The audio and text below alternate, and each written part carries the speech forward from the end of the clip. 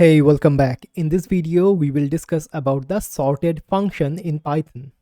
The sorted function returns a sorted list of specified iterable objects. Okay, you can specify ascending or descending order. Strings are sorted alphabetically and numbers are sorted numerically. But one thing to keep in mind here is that you cannot sort a list that contains both a string values and numeric values. Okay, so let's declare a tuple first. Okay, so let's do a equals to, let's add something like b, then do something like g, z, d, x, u, and that is totally fine. Okay, let's do two more, j, and h. Okay, now how we can sort this tuple? Okay, so we can do something like sorted alphabets equals to, we have to call the sorted function, and inside of the function we have to pass the iterable, okay, which is a. All right, so let's do alphabets. Okay, not this one, let's do something like, okay, all right, run the program. We are not getting anything at all because we have to print the sorted alphabets. Okay, run the program. We are getting b, d, g, h, and so on. And one thing to point out here, we are getting a list. Okay, we are giving our sorted function a tuple, but in return we are getting a list. Okay, so this is the sorted function basically. Okay, so we can sort numbers as well. So I will just comment out this one. Let's do nums equals to something like 1, 11, 45. Okay, it is already sorted. Let's do 2, 6, 57 or 75, and 9. Okay, now we can do something like sorted numbers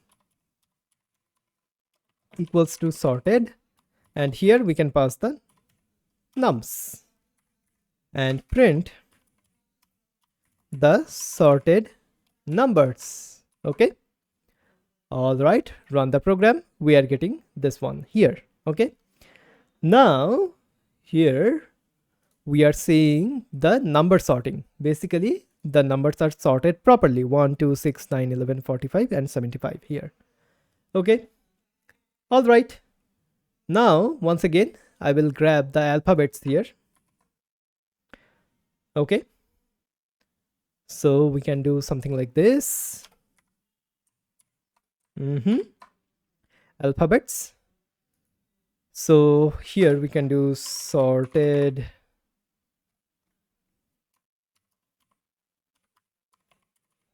alphabets equals to, so we have to do the sorted method. Okay, and here we will pass the alphabets.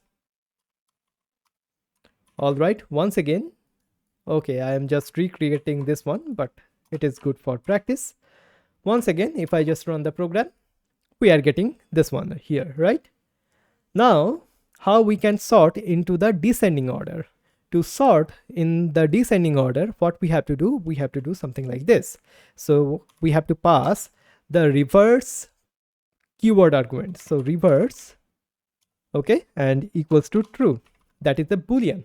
Okay, as you can see, if I do that, run the program, we are getting z, x, u, and so on and so forth. So our alphabets are sorted in the descending order currently right now. Okay, all right, so now let's add another iterable, something like persons. or people basically, equals to, let's do John, Jane, Mary. Okay, all right.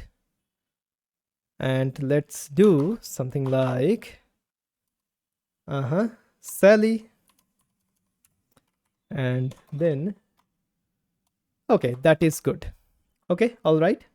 Now we can sort this people as well. So what we can do, sorted person, okay, or people,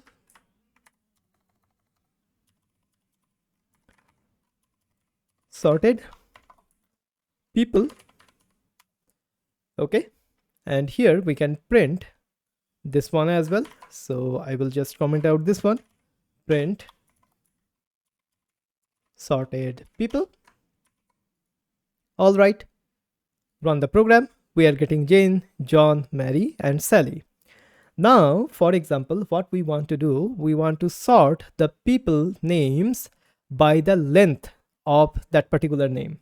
Okay, so how we can do that?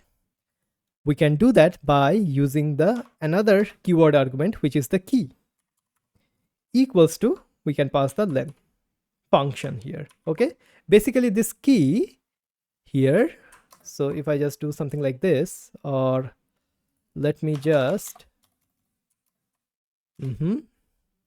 all right, okay, it is not showing that much. So key equals to, let's do len. Basically this key will take a function. Okay, and now if I run the program, we are getting John, Jane, Mary, and Sally once again. So we can do reverse as well. So reverse to true, run the program, we are getting Sally, John, Jane, and Mary right now. Okay, so this is the key. Okay, this key will take a function, and by using that particular function, this iterable will be sorted. Now let's define our own function here. Okay, so let's do something like def get closest. Okay, get closest, and let's pass a number here, num, and what it will return, it will return the absolute function. We will see about the absolute function in the upcoming video. So abs, okay, and here we can do 10 minus n, or number. So basically what we are saying here right now is that we want to get the closest number from 10. Quite simple.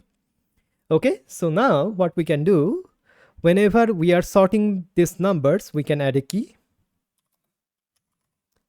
to the get closest. Okay, and now if I just uncomment this one, okay, I don't want to do this, just save here, run the program. As you can see, first of all, we are getting 11, 9, 6, 2, 1, 45, and 75 here. Okay, so this is how we can create custom functions, and we can use the custom functions with the keyword argument inside of the sorted function. Okay, awesome. So this is the sorted function in Python.